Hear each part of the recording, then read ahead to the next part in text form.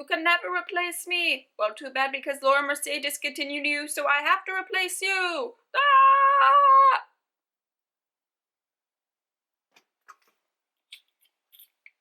Hi guys, welcome to my channel. I am Tierney, in case you didn't know, and today I'm going to be doing a review and demo of the new Laura Mercier Silk Creme Photo Edition Foundation, and I have it in the moisturizing version because my skin is as dry as a desert. But basically, this guy came in and replaced this guy right here, which is the original Silk Creme foundation. So I was really sad to hear that. This is by far my holy grail foundation, and the fact that it was being discontinued broke my heart. So when this one came out, I obviously had to pick it out to give it a try and see how it compared to the last one and how it just was as a foundation in general. Let's go and move on into the demo and first impressions of this foundation, and then meet back here for a few final thoughts.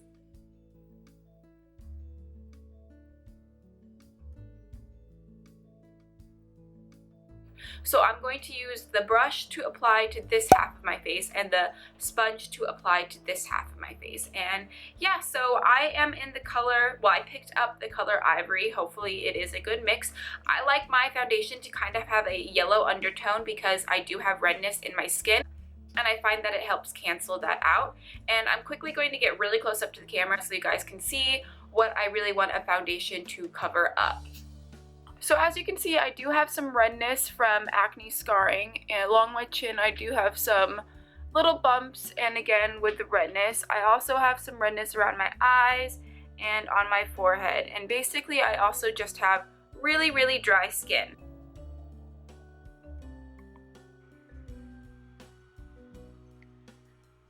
Now for the dupe of the Beauty Blender, this is the one I just hauled recently, and it is, I guess the wording would be, less porous than the Beauty Blender, which is kind of the point of the Beauty Blender because it absorbs water and won't absorb your foundation. So if this one is less porous, it probably will absorb a little more foundation than the Beauty Blender would.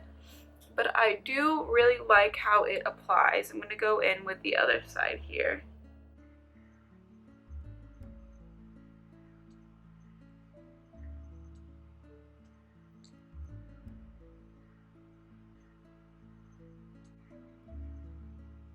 So this side definitely is more skin-like, and this side you can definitely, I wouldn't say you could tell there's foundation on it, but it's just a little more, I guess, pigmented, the color, where this side it really kind of blended into my skin. So I do have to say that the way that they recommend applying this is probably the best, with a sponge or a damp beauty blender kind of thing. It feels really light on the skin. This side feels more dewy than this side, but that's probably because this was a little bit damp. And I'm going to see how this lasts throughout the day. I will definitely be doing daily check-ins. I'm about to go to work, so I will check in with you guys there and see how the foundation is holding up. It sets into your skin after a few hours, is really nice. Obviously, it is going to fade a little bit, but instead of getting patchy and like yellowy, it kind of just blends in with my natural skin, and some of my like freckles are showing a little bit more, which I'm totally okay with. It doesn't really cling to many dry patches so far. A little bit on my chin. My chin right now is giving me a little bit of issues. I'll give you guys a quick close-up so you can see it a little bit better.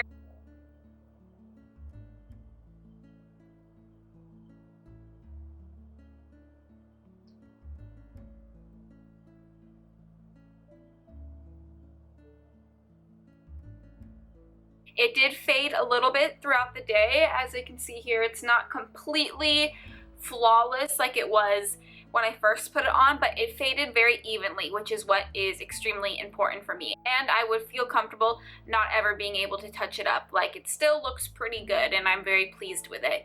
So yeah, with a day of work, errands, cleaning, it has really lasted, and I'm very pleased. Pretty pricey, but I have to say that I really love it, and if you use it sparingly or save it for special events and things like that, I think it is really worth the money.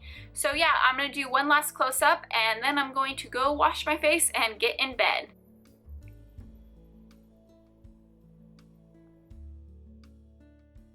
I have to say I am happily surprised by how much I like it. It felt very nice on my skin, almost like there was nothing there.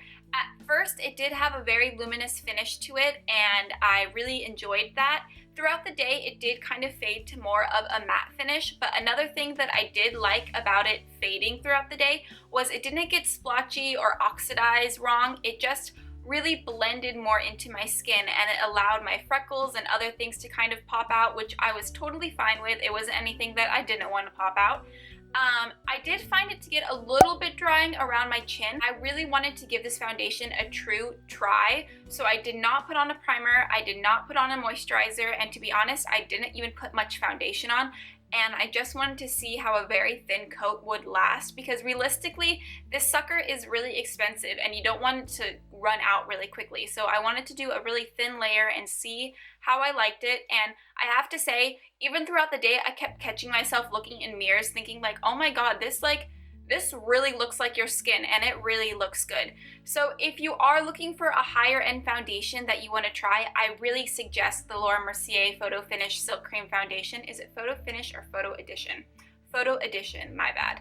So obviously everyone is different and everyone's skin is different. So if you can try out a sample first, maybe that would be a great way to go. And since there is no SPF in it, it will be great on camera and with pictures and things like that. So definitely give it a try. I hope you guys enjoyed this video, and I will be seeing you next time. Bye guys.